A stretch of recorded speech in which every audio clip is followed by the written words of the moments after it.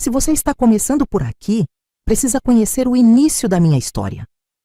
Na primeira parte, contei como fui apostada em um jogo de cartas aos 16 anos por meu padrasto e como acabei na mansão dos Vilar, onde fui renomeada como Maria e tratada como propriedade. Também relatei minha primeira tentativa desesperada de fuga, que terminou quando fui surpreendida por Kleber, o filho do meu captor. Clique nesse ícone que apareceu na tela ou busque em meu canal por A História Real desta Avó, o Preço da Aposta, parte 1. Agora continuarei de onde paramos no momento em que minha esperança de liberdade foi brutalmente interrompida. A voz de Kleber me atingiu como um balde de água gelada. Ele estava parado na porta dos fundos, uma silhueta ameaçadora contra a luz da casa. Não deveria estar ali. Deveria estar no Guarujá com os pais. Minha mente gritava em pânico, incapaz de processar essa reviravolta catastrófica. Eu só estava... As palavras se engasgaram na minha garganta. Fazendo uma caminhada noturna? Ele avançou em minha direção e pude ver seu sorriso cruel, tão semelhante ao do pai. Com uma trouxa de roupas? Interessante forma de exercício. Considerei correr, tentar escalar o muro mesmo assim, mas sabia que seria inútil. Kleber era mais forte, mais rápido, e o muro era alto demais para que eu pudesse transpô-lo rapidamente. Dona Neuza disse que você andava estranha. Ele continuou. Agora há apenas alguns passos de mim. Papai pediu que eu ficasse de olho. Parece que ele estava certo, como sempre. Deixei a trouxa cair no chão, derrotada. Kleber a pegou, abrindo-a sem cerimônia e espalhando meus poucos pertences na grama. Dinheiro? Ele encontrou as notas amassadas, erguendo-as sob a luz. De onde uma coisinha como você tirou dinheiro? Roubou da casa? Não. Eu nunca... Antes que pudesse terminar, senti o impacto de sua mão no meu rosto. A força do tapa me jogou no chão, e o gosto metálico de sangue preencheu minha boca. Mentirosa. Ele guardou o dinheiro no bolso. Papai vai querer saber disso quando voltar. E da sua tentativa de fuga também. O pânico que me dominava até então deu lugar a um terror absoluto. O que Vilar faria quando soubesse? As histórias que Dalva havia me contado em sussurros sobre outras garotas que haviam tentado fugir voltaram à minha mente como fantasmas. Algumas simplesmente desapareciam. Outras voltavam tão quebradas física e emocionalmente que se tornavam sombras de si mesmas. Kleber me arrastou de volta para dentro da casa, chamando Dona Neuza, que apareceu imediatamente, como se estivesse apenas esperando. Seu olhar de desapontamento me feriu quase tanto quanto o tapa de Kleber.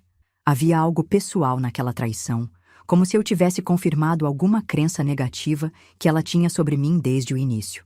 Tranque-a no porão até papai voltar, ordenou Kleber. Sem comida, apenas água suficiente para mantê-la viva. O porão da mansão Vilar não era como os outros cômodos da casa. Não tinha o piso de mármore ou as paredes bem acabadas. Era um espaço úmido e escuro, com piso de cimento áspero e paredes de tijolos à vista. Tinha sido usado como adega em algum momento, e ainda havia prateleiras vazias nas paredes. Mas para mim, naqueles 3 dias que se seguiram, foi uma cela de prisão. Fui colocada ali com apenas um balde para necessidades, uma garrafa de água e uma manta fina. A porta pesada foi trancada por fora, e a única iluminação vinha de uma pequena janela gradeada próxima ao teto, alta demais para que eu pudesse alcançá-la.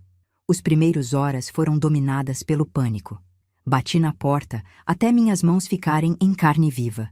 Gritei até minha voz se reduzir a um sussurro rouco. Ninguém veio. Eventualmente, exausta, me enrolei no canto mais seco do porão e chorei até adormecer. O tempo no porão adquiriu uma qualidade estranha. Elástica. Sem relógio, sem refeições para marcar as horas, minha percepção de quanto tempo havia passado tornou-se nebulosa. Observava a luz que entrava pela janelinha, tentando determinar se era manhã ou tarde. A fome cresceu, um animal faminto que roía meu estômago por dentro. A sede era ainda pior. A garrafa de água já estava pela metade no que eu estimava ser o 2º dia, e eu a racionava com desespero crescente. Foi durante aquele período de isolamento forçado que enfrentei meus primeiros demônios verdadeiros. Não apenas o medo do que aconteceria quando Vilar retornasse, mas questões mais profundas, existenciais. Havia algum propósito em continuar lutando? Existia alguma chance real de escapar daquela vida? Se eu conseguisse fugir, para onde iria? Quem eu era além de Maria, a propriedade dos Vilar? Em algum momento do que acredito ter sido o terceiro dia, ouvi a porta do porão ser destrancada. A luz repentina me cegou momentaneamente.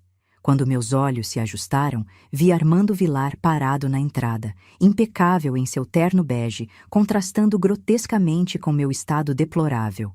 Suja, desgrenhada, enfraquecida pela fome e pela sede. Maria, Maria. Ele suspirou, como um pai desapontado com uma criança travessa.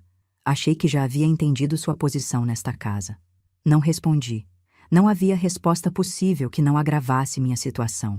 Kleber me contou sobre sua pequena aventura. Ele entrou no porão, fechando a porta atrás de si. O espaço imediatamente pareceu menor, sufocante.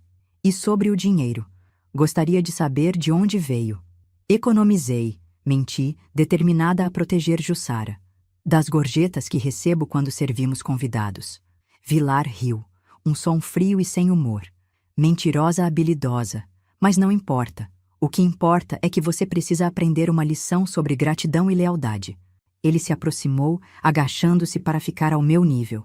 Você tem ideia do que acontece com meninas como você nas ruas? Sem documentos, sem dinheiro, sem família. Dentro de uma semana estaria se vendendo na boca do lixo ou morta em algum beco. Seu hálito de menta cara me atingia enquanto ele falava, contrastando com o cheiro de suor e sujeira que emanava de mim. Era uma forma calculada de humilhação. Ele imaculado, eu reduzida a um estado quase animal. Você não percebe que lhe fiz um favor? Que lhe dei uma vida melhor do que merecia? Sua voz mantinha aquele tom paternalista perturbador. Teto, comida, roupas limpas, tudo em troca de um trabalho honesto e alguma gratidão. Naquele momento, algo dentro de mim se quebrou. Não de uma maneira que me diminuísse, mas que liberasse algo mais profundo, mais verdadeiro. Uma voz que havia sido silenciada por meses de medo finalmente encontrou seu caminho até minha garganta. O Senhor me comprou, falei, minha voz rouca mas firme. Como se compra um móvel ou um animal. Isso não é favor, é escravidão. O tapa veio tão rápido que não tive tempo de me proteger. Minha cabeça bateu contra a parede de tijolos, e por um momento vi estrelas. Nunca mais use essa palavra nesta casa. Vilar sibilou, toda a pretensão de calma evaporada. Seu rosto estava contorcido numa máscara de raiva que raramente mostrava em público. Você não sabe nada sobre o mundo lá fora. Nada sobre como ele funciona. Ele se levantou, ajustando o paletó como se o contato comigo o tivesse sujado. Ficará aqui mais 2 dias, sem água agora. Quando sair, espero que tenha aprendido a valorizar o que tem aqui. Ele caminhou até a porta, parou e acrescentou. E para garantir que entenda completamente o custo da ingratidão, tomei providências para sua amiguinha Jussara. É óbvio que ela estava envolvida. Meu coração gelou. Por favor, ela não tem nada a ver com isso. O dinheiro era meu. Eu juro. Vilar sorriu, satisfeito por ter encontrado um ponto de vulnerabilidade mais eficaz que a fome ou a sede. Tarde demais. Ela já foi realocada. Um amigo meu em Santos precisava de ajuda doméstica. Ele não é tão generoso quanto eu. A porta se fechou, a chave girou na fechadura e eu fiquei novamente sozinha no escuro. Mas agora, além da fome e da sede, carregava também o peso da culpa. Jussara havia sido punida por me ajudar. Por minha causa, outra pessoa estava sofrendo. Aquela foi talvez a lição mais dura que aprendi na casa dos Vilar. Nossas ações nunca afetam apenas a nós mesmos. Cada tentativa de resistência, cada pequeno ato de rebeldia poderia custar caro, não apenas para mim, mas para qualquer um que estivesse próximo a mim. Era uma forma insidiosa de controle, mais eficaz que qualquer porão ou ameaça física. Quando finalmente fui libertada daquele calabouço improvisado, estava fraca demais para caminhar sozinha. Dalva e Zuleide me carregaram até o banheiro dos empregados, onde me ajudaram a tomar banho, em silêncio. Não havia repreensão em seus olhos, apenas uma compaixão cansada, e talvez admiração silenciosa pelo meu ato de coragem, ou loucura. Jussara realmente foi embora? Perguntei a Dalva quando estávamos sozinhas. Ela assentiu, seus olhos revelando o que não podia dizer em voz alta. Não pergunte mais sobre isso, por sua segurança e pela dela. Naquela noite, deitada em meu pequeno quarto que agora parecia quase luxuoso comparado ao porão, fiz um juramento a mim mesma. Fugiria novamente, sim. Mas não por impulso, não sem um plano verdadeiramente viável. Precisava ser mais esperta, mais paciente, mais estratégica que meus captores. A luta pela minha liberdade não havia terminado. Apenas tinha entrado em uma nova fase, mais silenciosa, mais calculada e potencialmente mais perigosa. Foi nessa noite também que compreendi algo fundamental. Sobreviver não era apenas manter-me viva fisicamente.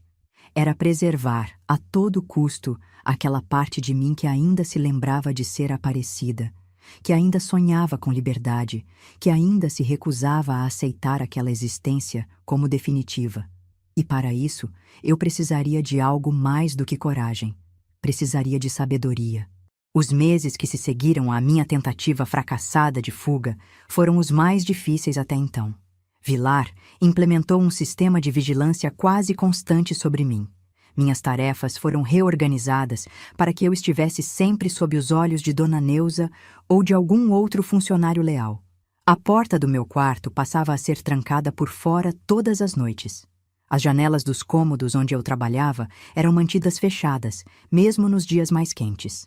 Mais doloroso que essas restrições físicas era o isolamento social imposto. As outras empregadas receberam ordens explícitas para limitar suas interações comigo ao absolutamente necessário. Clementina, que nunca tinha sido particularmente calorosa, agora mal dirigia a palavra a mim. Dalva e Zuleide falavam apenas o essencial, sempre olhando nervosamente ao redor, temendo ser observadas. Eu havia me tornado uma espécie de leprosa social, alguém cuja proximidade representava perigo. É para o seu próprio bem, sussurrou Dalva certa vez, quando me passou uma pilha de lençóis para dobrar. Se nos virem muito próximas, ele pode mandar você embora como fez com Jussara. Embora era um eufemismo, e ambas sabíamos disso. Ninguém deixava os serviços de Armando Vilar em circunstâncias normais. Quando alguém ia embora, geralmente significava um destino sombrio, transferência para condições ainda piores em propriedades de associados de Vilar, ou algo que não ousávamos sequer imaginar. Meu caderninho, antes um refúgio e repositório de esperanças, havia sido confiscado durante minha estadia no porão. Com ele perdi não apenas minhas anotações sobre os negócios ilegais de Vilar, mas também aqueles pequenos lembretes de quem eu realmente era. Foi um golpe devastador que quase me fez sucumbir ao desespero. Mas o espírito humano tem uma resiliência surpreendente. À medida que as semanas passavam, comecei a adaptar-me à minha nova realidade, não com resignação, mas com determinação renovada. Se não podia resistir abertamente, resistiria de outras maneiras. Minha primeira estratégia foi reconquistar a confiança. Tornei-me a empregada perfeita, eficiente, obediente, aparentemente submissa. Executava minhas tarefas com precisão mecânica. Respondia a ordens com um "sim, senhor" ou "sim, senhora" imediatos. Mantinha os olhos baixos na presença dos patrões. Era a personificação da servidão dócil. Internamente, no entanto, cada gesto de submissão era acompanhado por um ato de resistência silenciosa. Quando servia café a Vilar, imaginava-o engasgando com a bebida. Quando arrumava sua cama com esmero, visualizava-o caindo de um precipício. Eram pequenas vinganças imaginárias que me ajudavam a suportar os dias, a manter uma chama de dignidade acesa dentro de mim. Gradualmente, a vigilância começou a relaxar. Depois de 3 meses de comportamento exemplar, as portas do meu quarto já não eram trancadas toda noite. Após 5 meses, Dona Neuza ocasionalmente me deixava sozinha por períodos maiores. Pequenas liberdades foram sendo restauradas, quase imperceptivelmente. Foi durante esse período que comecei minha segunda estratégia, educação autodidata. A mansão dos Vilar possuía uma biblioteca impressionante, que Marli raramente visitava, e Armando usava principalmente para impressionar visitas. Quando limpava o local, comecei a examinar os livros, inicialmente apenas olhando as capas, depois folheando rapidamente e, eventualmente, arriscando-me a ler pequenos trechos. Minha educação formal havia parado na 4ª série, mas sempre fui uma leitora ávida quando tinha acesso a materiais. Na biblioteca dos Vilar, encontrei um universo de conhecimento que poderia ser minha salvação. Memorizava informações sobre geografia para saber para onde ir quando conseguisse escapar. Estudava história para entender melhor como o mundo tinha chegado àquele ponto. Absorvia noções de economia e direito para compreender o sistema que permitia que pessoas como eu fossem tratadas como propriedade. Meu momento de leitura era limitado. Apenas os minutos em que limpava a biblioteca, sempre com um ouvido atento a passos se aproximando.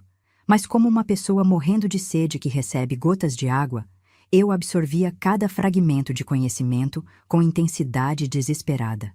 Cerca de 8 meses após minha tentativa de fuga, surgiu o que pensei ser uma oportunidade.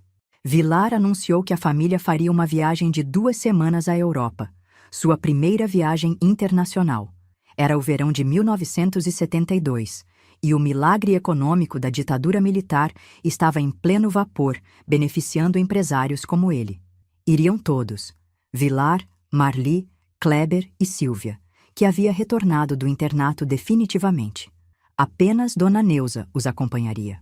O restante da criadagem ficaria para manter a casa, sob a supervisão ocasional de um primo distante de Vilar, que viria verificar a propriedade algumas vezes por semana.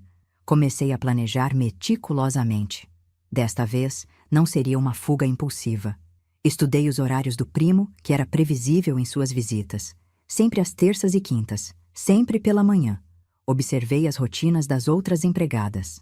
Economizei pequenas quantias de dinheiro que ocasionalmente recebia como gorjetas quando servíamos convidados importantes, escondendo-as em uma fenda no rodapé do meu quarto.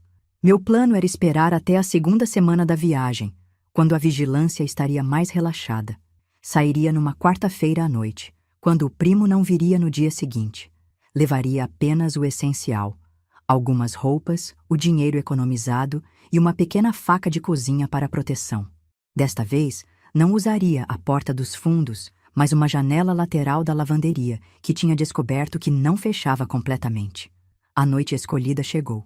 A casa estava silenciosa, as outras empregadas já recolhidas em seus quartos. Esperei até meia-noite, quando tinha certeza que todas estariam dormindo profundamente. Com passos silenciosos, fiz meu caminho até a lavanderia, minha pequena trouxa escondida sob o uniforme. A janela estava como eu esperava. O trinco desgastado permitia que fosse aberta de dentro sem fazer barulho. Já tinha passado uma perna para o exterior quando ouvi uma voz atrás de mim. "Você não aprende mesmo, não é?" Congelei. Era Clementina, parada na porta da lavanderia, os braços cruzados, o rosto uma máscara impenetrável. "Por favor", sussurrei, sentindo o desespero crescer. "Não conte para ninguém. Você não precisa se envolver." "Menina tola", ela respondeu, avançando lentamente. "Você acha que existe algum lugar para onde possa ir que ele não a encontrará? Que tipo de vida você terá lá fora, sem documentos, sem dinheiro de verdade, sem ninguém que a proteja?" "Qualquer vida seria melhor que esta", respondi, mantendo a voz baixa, mas firme. Clementina suspirou, um som carregado de cansaço e resignação. "Você não é a primeira a pensar assim. Nem será a última." Algo em seu tom me fez hesitar. Não havia ameaça em sua voz, apenas uma tristeza profunda. Lentamente, retirei minha perna de volta para dentro e fechei a janela. "O que quer dizer?" Clementina apontou para uma cadeira na pequena sala adjacente à lavanderia. "Sente-se. Você precisa ouvir uma história." Ela me contou então sobre Edna, uma menina que havia trabalhado na mansão 10 anos antes. Como eu, Edna tinha sido adquirida em circunstâncias obscuras. Como eu, havia tentado fugir, não uma, mas 3 vezes. Na 3ª tentativa, conseguiu chegar até a rodoviária. Ela estava na fila para comprar uma passagem para o Nordeste quando os homens de Vilar a encontraram. Relatou Clementina, seus olhos fixos em algum ponto distante, como se estivesse revivendo a memória. A trouxeram de volta, mas não para esta casa, para um lugar pior, muito pior. Clementina pausou, como se decidindo quanto deveria revelar. Finalmente continuou. Vilar tem negócios que você nem imagina. Lugares onde garotas como você, como Edna, são apenas mercadoria. Você acha que está no inferno aqui? Lá é o verdadeiro abismo. Senti o sangue gelar nas minhas veias. O que aconteceu com ela? Ninguém sabe ao certo. Alguns dizem que foi mandada para fora do país. Outros... Ela não completou a frase, mas o silêncio foi eloquente. Por que está me contando isso? Perguntei. Meus planos de fuga momentaneamente suspensos pela história perturbadora. Porque não quero ver acontecer com você o que aconteceu com ela. E com outras antes dela. Clementina se levantou, ajeitando seu uniforme. Não estou dizendo para não fugir. Estou dizendo para ser mais esperta, para ter um plano que realmente funcione. Ela caminhou até a porta, parou e acrescentou. Vou esquecer que vi você esta noite. Mas da próxima vez, tenha certeza de que não será pega, porque não haverá uma terceira chance. Clementina saiu, deixando-me sozinha com meus pensamentos turbilhonantes. Voltei para meu quarto, minha tentativa de fuga abortada, mas com uma nova compreensão surgindo. Naquela noite, entendi que minha luta não era apenas contra Armando Vilar, mas contra um sistema muito maior e mais poderoso. Que minha fuga precisaria ser não apenas física, mas também estratégica. Não bastaria simplesmente sair da mansão. Eu precisaria desaparecer de um modo que tornasse impossível para Vilar me rastrear. Passei as semanas seguintes em um estado de reflexão profunda. A história de Edna pesava em minha mente, assim como a revelação implícita de Clementina sobre a verdadeira extensão dos negócios de Vilar. Comecei a perceber que minha situação era ainda mais complexa do que havia imaginado. Por um lado, a conversa com Clementina havia sido um revés, outra tentativa de fuga frustrada. Por outro, foi talvez a primeira vez que alguém na casa me tratou não como uma serviçal ou uma propriedade, mas como uma pessoa merecedora de aviso e conselho. Quando os Vilar retornaram da Europa, trouxeram presentes caros, histórias de palácios e catedrais e um ar renovado de superioridade.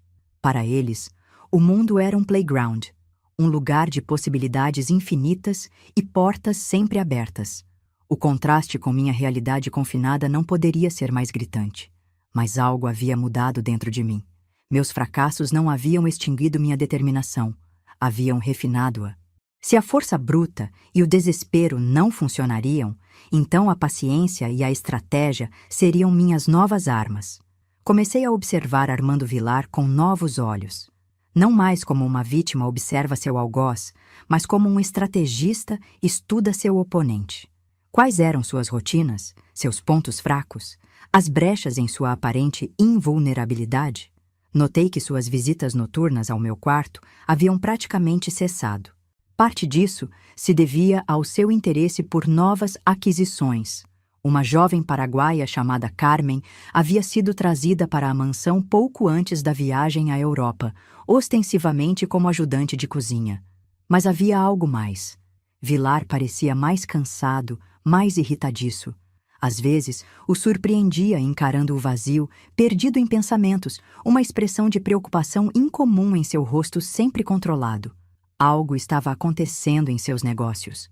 Conversas sussurradas no escritório, reuniões tardias, discussões acaloradas ao telefone. O nome Costa era mencionado frequentemente, sempre com tom de urgência ou preocupação. Meu interesse por esses detalhes não era mera curiosidade. Instintivamente, sentia que qualquer perturbação no império de Vilar poderia representar uma oportunidade para mim. Um homem distraído por problemas nos negócios seria um homem menos vigilante sobre sua propriedade doméstica. Aproximadamente um mês após o retorno dos Vilar, recebi uma tarefa incomum. Deveria ajudar a organizar documentos no escritório sob a supervisão direta de Dona Neuza. Era a primeira vez que me permitiam entrar naquele espaço sagrado sem a presença de Vilar. A tarefa consistia basicamente em organizar papéis em pastas, sem realmente ler seu conteúdo. Mas à medida que trabalhava, captava fragmentos de informações. Contratos, faturas, correspondências que sugeriam operações muito além da rede de açougues que constituía a fachada legítima dos negócios de Vilar. Foi nessa ocasião que vi pela primeira vez o nome completo: Roberto Costa. De acordo com os documentos que organizei rapidamente, era um sócio de Vilar em empreendimentos no Paraguai e na Bolívia. Algo relacionado a gado, pelo que pude discernir, mas suspeitava que gado fosse um eufemismo para alguma outra mercadoria. Aquele dia no escritório plantou uma semente que cresceria nos meses seguintes. A ideia de que informação poderia ser uma arma tão poderosa quanto dinheiro ou conexões. Se eu não podia fugir imediatamente, então usaria meu tempo de cativeiro para aprender tudo o que pudesse sobre o homem que me mantinha prisioneira, suas operações, seus associados, seus segredos. Cada pequeno fragmento de conhecimento seria como uma chave, e, eventualmente, uma dessas chaves abriria a porta da minha gaiola. Mas o universo tem um senso de humor cruel. Justamente quando começava a sentir que estava ganhando algum controle sobre minha situação, que finalmente estava desenvolvendo uma estratégia viável, o destino interveio de forma inesperada e catastrófica. Era uma manhã de setembro de 1972. Estava limpando a sala de estar quando ouvi a campainha. Dona Neuza atendeu a porta e vozes masculinas encheram o hall de entrada. Não eram as vozes usuais dos associados de Vilar, tinham um tom oficial, autoritário. Ouvi Dona Neuza chamar urgentemente por Vilar, que apareceu momentos depois de seu escritório. Movida por uma curiosidade irresistível, aproximei-me discretamente do corredor, fingindo limpar um vaso próximo à entrada da sala. Consegui ver então 3 homens de terno, com um ar inconfundível de autoridade governamental. Um deles mostrava algum tipo de identificação. Senhor Armando Vilar, disse o que parecia ser o líder. Somos da Polícia Federal. Temos algumas perguntas sobre suas operações no Paraguai e seus associados, particularmente sobre Roberto Costa. O rosto de Vilar, sempre tão controlado, revelou momentaneamente uma expressão que nunca havia visto antes: medo genuíno.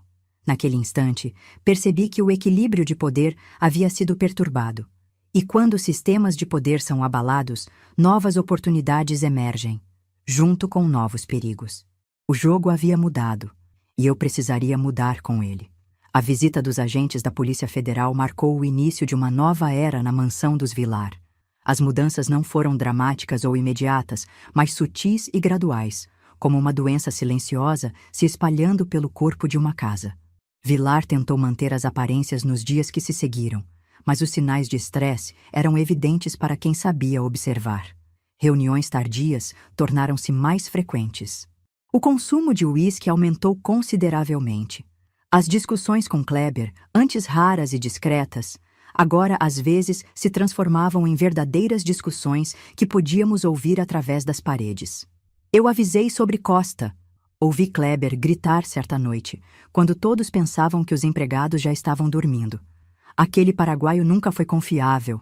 Abaixe a voz, Vilar respondeu, seu tom frio contrastando com a explosão do filho. As paredes têm ouvidos. Quão certo ele estava. Desde a visita dos agentes federais, eu havia intensificado meus esforços para coletar informações. Cada conversa telefônica que conseguia ouvir parcialmente, cada documento que podia vislumbrar enquanto limpava o escritório, cada nome mencionado em reuniões, tudo era cuidadosamente registrado em minha memória e, mais tarde, em um novo caderninho que mantinha escondido dentro do colchão.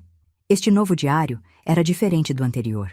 Não continha mais sonhos ou afirmações de identidade. Era puramente funcional, um registro detalhado das atividades suspeitas de Vilar. Nomes, datas, locais, valores mencionados. Sozinhos, cada fragmento significava pouco. Juntos, começavam a formar um quadro inquietante de uma operação criminosa extensa. Cerca de um mês após a visita inicial, os agentes retornaram. Desta vez, vieram com um mandado de busca. Passaram horas no escritório, levando caixas de documentos. Vilar observava, seu rosto uma máscara de cortesia forçada, mas suas mãos tremiam levemente, um sinal de tensão que apenas alguém muito atento notaria. Quando os agentes finalmente saíram, Vilar reuniu toda a criadagem na sala de estar, algo sem precedentes. Ouvidos abertos, bocas fechadas, ele disse, percorrendo cada rosto com olhos duros. Se alguém perguntar sobre os negócios desta casa, vocês não sabem nada. Se alguém oferecer dinheiro por informações, lembrem-se, minha generosidade com quem é leal é proporcional à minha crueldade com traidores. Seus olhos se demoraram em mim um pouco mais que nos outros. Ele ainda me considerava a mais provável a causar problemas, apesar de meu comportamento exemplar nos últimos meses. No dia seguinte, notei outro desenvolvimento interessante. Marli, que geralmente passava seus dias em um torpor induzido por remédios e álcool, parecia estranhamente alerta e engajada. Ela organizou suas joias, revirou documentos em seu quarto, fez várias ligações telefônicas em tom sussurrado. Estava se preparando para algo. Uma fuga, talvez? Ou apenas garantindo seus próprios interesses caso o império de Vilar desmoronasse. As semanas seguintes trouxeram mais mudanças. Alguns dos associados regulares de Vilar pararam de visitá-lo. Outros apareciam em horas incomuns, sempre com um ar de nervosismo. Dinheiro em espécie começou a ser guardado em diferentes esconderijos pela casa. Descobri um maço de notas dentro de um livro na biblioteca, outro em uma lata de biscoitos raramente usada na despensa. Vilar estava preparando contingências, e isso significava que estava verdadeiramente preocupado. Para mim, aquela turbulência representava tanto perigo quanto oportunidade. Por um lado, um Vilar acuado poderia ser ainda mais perigoso, como um animal ferido que ataca com ferocidade redobrada. Por outro, sistemas em colapso criam brechas, falhas na vigilância, possibilidades de escape que não existiriam em tempos normais. Comecei a me preparar também, não apenas mentalmente, mas fisicamente. Passei a guardar pequenas quantidades de comida não perecível, bolachas, latas, frutas secas. Consegui emprestar permanentemente uma pequena faca da cozinha que mantinha escondida no meu quarto. E mais importante, comecei a fazer um mapa mental detalhado da região ao redor da mansão. Esta última tarefa era particularmente desafiadora, já que raramente me permitiam sair da propriedade. Mas ocasionalmente, Dona Neuza me levava junto para carregar compras pesadas do mercado local, e nessas raras expedições absorvia cada detalhe da vizinhança: ruas, pontos de ônibus, possíveis rotas de fuga, locais onde poderia temporariamente me esconder. Foi durante uma dessas saídas que tive meu primeiro vislumbre do mundo exterior em quase 2 anos. O Brasil de 1972 estava no auge do chamado milagre econômico da ditadura militar. As ruas de São Paulo exibiam cartazes patrióticos celebrando o tricampeonato da Seleção Brasileira de Futebol, conquistado no México em 1970. Outdoors enormes proclamavam "Brasil, ame-o ou deixe-o", o lema sinistro do regime militar para silenciar dissidentes. Para alguém que havia estado isolada do mundo, era como visitar um país estranho. As mudanças na moda, os carros novos nas ruas, os aparelhos nas vitrines das lojas, tudo mostrava como o tempo havia passado enquanto eu permanecia congelada em meu cativeiro dourado. Mas o que mais me impressionou foi ver outras jovens mulheres, algumas provavelmente da minha idade, caminhando livremente, rindo, conversando, vivendo vidas normais. Elas podiam escolher suas roupas, decidir aonde ir, com quem falar. A simplicidade dessas liberdades, que eu antes tomava como garantidas, agora parecia um luxo inimaginável. Durante essa mesma saída, ouvi fragmentos de conversas sobre desaparecidos e subversivos, termos sussurrados por mulheres na fila do açougue. Percebi então que, embora meu cativeiro fosse uma prisão particular, existia uma forma de aprisionamento maior afetando todo o país. A diferença era que muitos não percebiam suas próprias correntes. Aproximadamente 3 meses após a primeira visita da Polícia Federal, aconteceu algo que mudaria definitivamente o rumo da minha história. Era uma quinta-feira à noite, e eu estava ajudando Clementina a preparar o jantar. Vilar havia saído mais cedo naquele dia, parecendo especialmente tenso. Marli estava em seu quarto, como sempre, E Kleber havia saído com amigos. O telefone da cozinha, usado exclusivamente para assuntos domésticos, tocou. Clementina atendeu, trocou algumas palavras em voz baixa e então me olhou com uma expressão estranha. É para você, disse, estendendo-me o telefone como se fosse algo perigoso. Congelei. Ninguém nunca havia me ligado antes. Não tinha amigos ou familiares que soubessem onde eu estava. Alô? Disse hesitante, minha voz quase um sussurro. Aparecida? A voz do outro lado era masculina, desconhecida, profissional. Meu nome é delegado Maurício Ribeiro. Precisamos conversar sobre Armando Vilar. Meu coração disparou. Como aquele homem sabia meu verdadeiro nome? E por que um delegado estaria me ligando? Acho que o senhor está enganado, respondi, lançando um olhar nervoso para Clementina, que havia se afastado para dar-me privacidade, mas continuava observando. Não estou enganado, a voz respondeu com firmeza. Sabemos quem você é e como chegou a essa casa. Sabemos sobre o jogo de cartas no bar do Neco. Sabemos sobre seu padrasto, Benício. Senti minhas pernas fraquejarem. Apoiei-me na parede para não cair. O que quer de mim? Perguntei.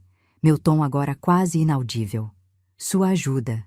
Estamos construindo um caso contra Vilar, não apenas por suas operações de contrabando, mas por tráfico humano. Você não é a primeira jovem que ele adquiriu em circunstâncias questionáveis. Seu testemunho pode ser crucial.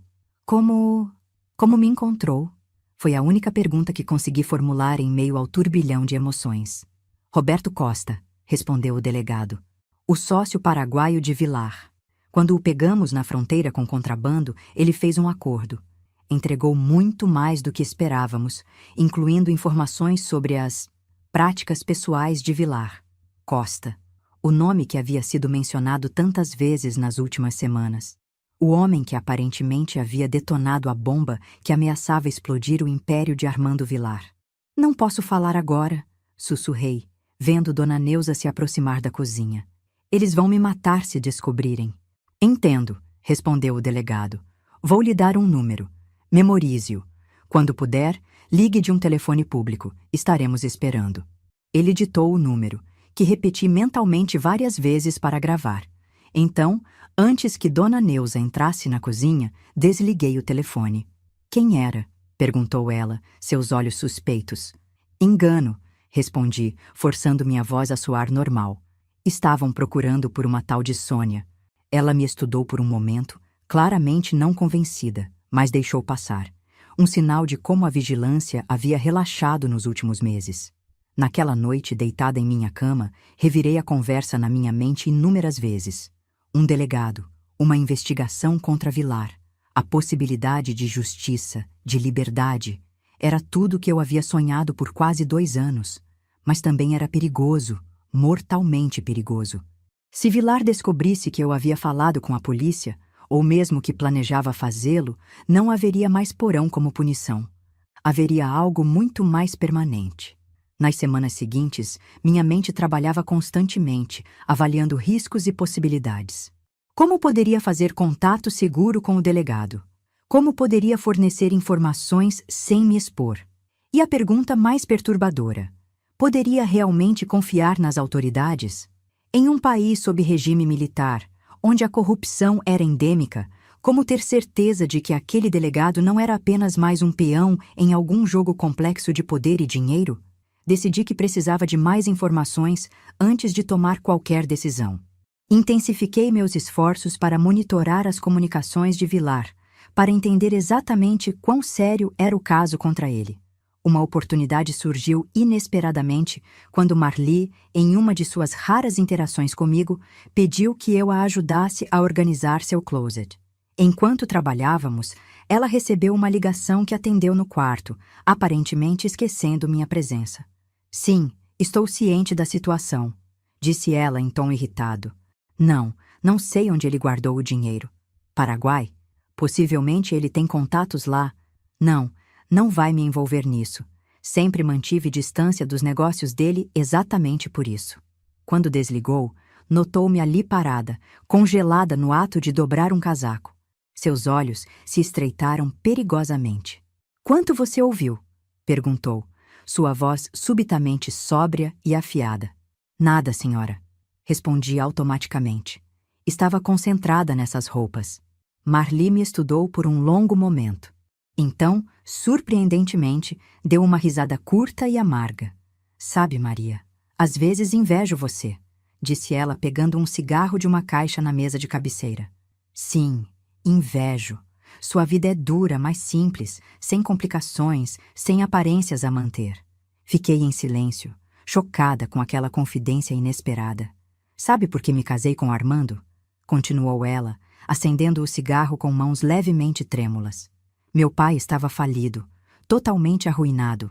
Armando ofereceu pagar todas as dívidas em troca da minha mão. Eu tinha 18 anos. Não muito mais velha que você quando chegou aqui. Ela soprou uma nuvem de fumaça para o teto. Então, de certa forma, também fui vendida. A diferença é que tenho um sobrenome importante e uma aliança de ouro. Deu uma risada que soou como vidro quebrando. Não se engane pensando que as correntes de ouro são menos pesadas. Aquela conversa surreal terminou tão abruptamente quanto começou. Marli subitamente pareceu lembrar-se de quem era eu, voltando à sua habitual indiferença distante. Mas suas palavras permaneceram comigo, adicionando outra camada de complexidade à minha compreensão daquela casa e seus habitantes. Dias depois, tive minha primeira oportunidade real de contatar o delegado. Dona Neuza pediu que eu a acompanhasse ao mercado para uma compra grande, já que Clementina estava doente. No caminho de volta, enquanto ela pagava o táxi que havia sido chamado para transportar as compras, consegui me afastar rapidamente até um telefone público próximo.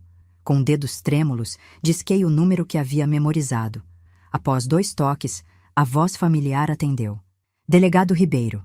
Sou eu, Aparecida, disse rapidamente, olhando nervosamente por sobre o ombro para certificar-me de que Dona Neuza ainda estava ocupada com o táxi. Da casa dos Vilar. Aparecida, estávamos esperando sua ligação, respondeu ele, seu tom mudando para algo mais cauteloso, mais formal. Você está segura? Tenho muito pouco tempo, sussurrei. O que exatamente quer de mim? Evidências, testemunho. Qualquer coisa que possa nos ajudar a construir um caso sólido contra Vilar. Sabemos que ele está envolvido em contrabando, sonegação fiscal e provavelmente tráfico humano. Mas precisamos de provas concretas. Tenho um diário, respondi após um momento de hesitação. Venho anotando coisas há meses, nomes, datas, lugares. Houve um momento de silêncio do outro lado da linha, como se o delegado estivesse genuinamente surpreso. Isso poderia ser extremamente valioso, disse ele finalmente. Há alguma forma de você nos entregar esse diário? Vi Dona Neuza voltando-se em minha direção, seu rosto franzido em desaprovação ao me ver no telefone público. Não agora, mas em breve, respondi apressadamente.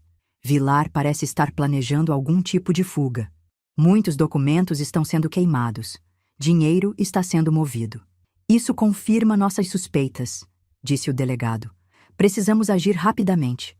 Há um plano para uma operação na próxima semana, mas precisamos ter certeza de que você estará segura quando acontecer. Preciso desligar, murmurei, vendo Dona Neuza se aproximar com passos determinados. Ela está vindo. Espere, precisamos combinar. Desliguei antes que ele pudesse terminar, virando-me para enfrentar Dona Neuza com o coração martelando no peito. Com quem estava falando? Exigiu ela, os olhos estreitos de suspeita. Com ninguém, menti. Estava apenas verificando se o telefone funcionava. Nunca tinha usado um telefone público antes. Era uma mentira fraca, e ambas sabíamos disso. Mas algo no ambiente da mansão havia mudado nas últimas semanas. A hierarquia rígida estava se dissolvendo lentamente diante das pressões externas. Dona Neuza, sempre tão firme em seu papel de vigilante, agora parecia distraída, preocupada com seu próprio futuro caso a casa de Vilar desabasse. Não faça isso novamente, disse ela finalmente, mas sem a veemência habitual. Vamos, as compras estão esperando. Aquele breve contato com o delegado solidificou minha determinação. Pela primeira vez em quase 2 anos, vislumbrei um caminho concreto para a liberdade, não através de uma fuga desesperada, mas através da justiça oficial, por mais imperfeita que pudesse ser. Mais importante, entendi que não estava mais sozinha em minha luta contra Vilar. Havia aliados lá fora, pessoas dispostas a ajudar, a acreditar na minha história. Essa compreensão foi um bálsamo para minha alma desgastada pelo isolamento e pela desesperança. Nos dias que se seguiram àquele telefonema, uma nova energia me preencheu. Continuei meu papel de empregada obediente, mas com um propósito renovado. Cada observação que fazia, cada conversa que ouvia, cada documento que vislumbrava, era potencialmente uma peça de evidência que poderia ajudar a derrubar o homem que havia roubado minha liberdade. O que não sabia, então, era que Armando Vilar, como um animal acuado, estava se tornando cada vez mais perigoso à medida que seu império começava a desmoronar. E em seu desespero, ele tomaria decisões que colocariam todos na mansão em perigo mortal. A contagem regressiva para o confronto final havia começado, e eu ainda não estava pronta para o que viria a seguir. A mansão dos Vilar havia se transformado em uma panela de pressão prestes a explodir. Com cada dia que passava, a tensão se acumulava quase palpável no ar, saturando cada cômodo, afetando todos os seus habitantes. Até mesmo a arquitetura da casa parecia diferente. Os corredores mais estreitos, os tetos mais baixos, como se o próprio espaço estivesse se contraindo sob o peso da ansiedade coletiva. Armando Vilar já não saía mais com a regularidade de antes. Passava horas trancado em seu escritório, às vezes a noite toda, queimando documentos na lareira mesmo com o calor de outubro tornando o ambiente sufocante. Quando emergia, parecia mais magro, mais velho, os olhos vermelhos e inquietos como os de um animal ferido. O ritmo das visitas também havia mudado. Ao invés dos associados de negócios de sempre, agora eram homens desconhecidos que vinham em horários estranhos. Alguns pareciam estrangeiros, outros tinham aquele ar inconfundível de autoridades. Não os policiais uniformizados que haviam vindo antes, mas homens internos simples, com olhares duros que sugeriam conexões com esferas mais altas do poder.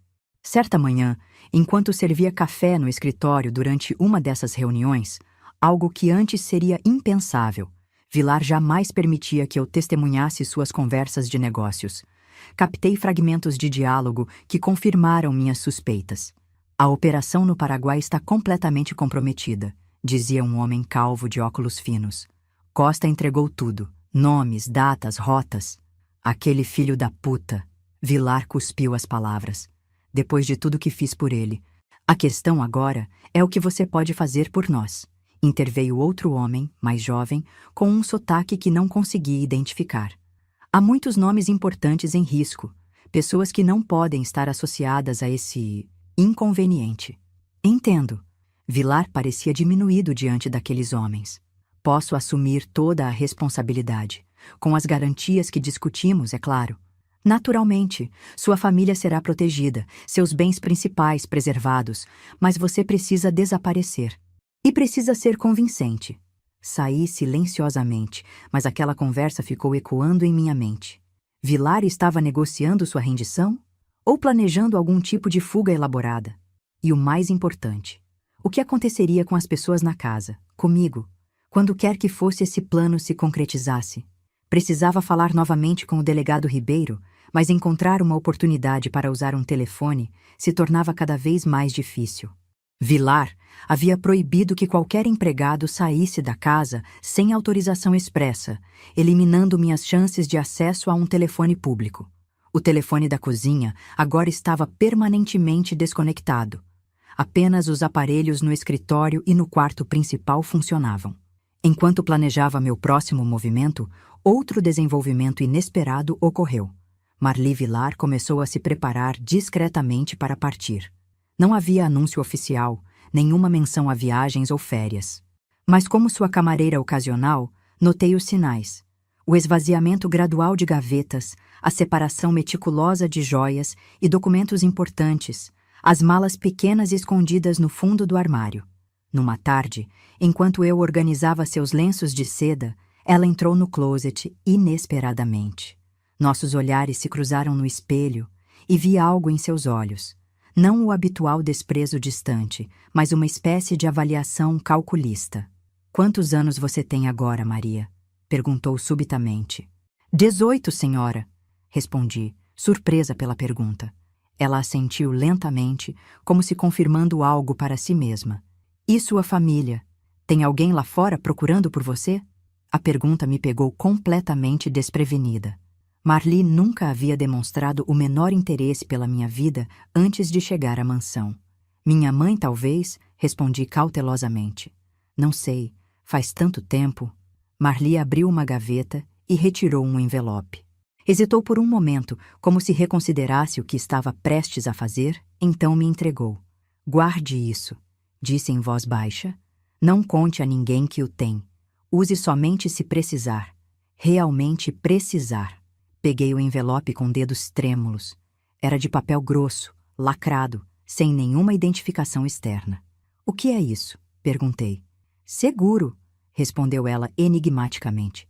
Nunca se sabe quando o chão vai desaparecer sob nossos pés. Todos nós precisamos de um paraquedas. Antes que eu pudesse fazer mais perguntas, ela saiu do closet, deixando-me com aquele envelope misterioso que parecia pesar 1 tonelada em minhas mãos. Naquela noite, sozinha no meu quarto, abri o envelope com cuidado. Dentro havia 2 itens. Um maço de dinheiro, mais do que eu jamais tinha visto em minha vida, e um pequeno pedaço de papel com um nome e um endereço em Campos do Jordão. A mensagem implícita era clara. Marli estava me oferecendo uma rota de fuga. Mas por quê? Por que agora, depois de quase 2 anos, me ignorando completamente? Seria genuína preocupação com meu bem-estar? Improvável. Algum tipo de expiação por sua cumplicidade silenciosa nos abusos do marido? Possivelmente. Ou talvez fosse apenas pragmatismo frio, uma mulher inteligente distribuindo seguros em todas as direções, nunca sabendo quem poderia ser útil no futuro. Independentemente das motivações de Marli, aquela oferta silenciosa representava algo precioso: opções. Agora eu tinha recursos para fugir, um lugar potencial para me esconder, mas também tinha meu compromisso com o delegado Ribeiro e a investigação contra Vilar. Deixar agora significaria talvez permitir que ele escapasse da justiça.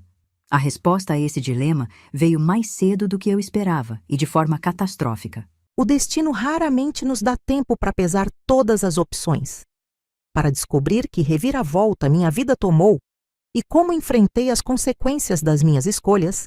Busque a 3ª e última parte desta história em meu canal. Em A História Real desta Avó. O Preço da Aposta, parte 3.